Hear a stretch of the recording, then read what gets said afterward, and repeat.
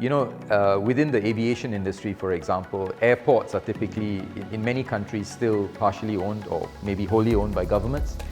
And during COVID, I worked on a project where an airport was working out how to actually relaunch.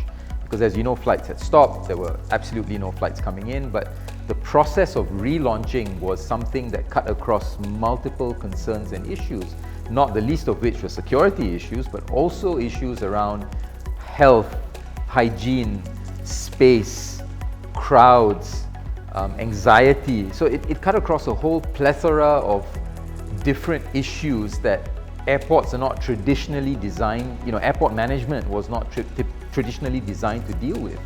And when you look at that, when you look at how the government will come in to mandate certain rules, how were those rules designed to be applied within airport environments?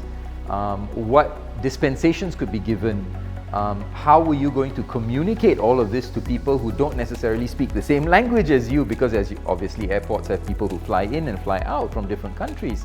So all of these issues were part of the design process when it came to relaunching the airport in such a way that with the objective that the relaunch would be seen as something successful, that customers would fly comfortably, safely, they would feel like, COVID at that point wasn't, they were not going to get infected at the airport simply because of the crowd. So this was a very, very interesting project that pulled together strings from government, from private enterprise, and also including the customers within that co-creation process.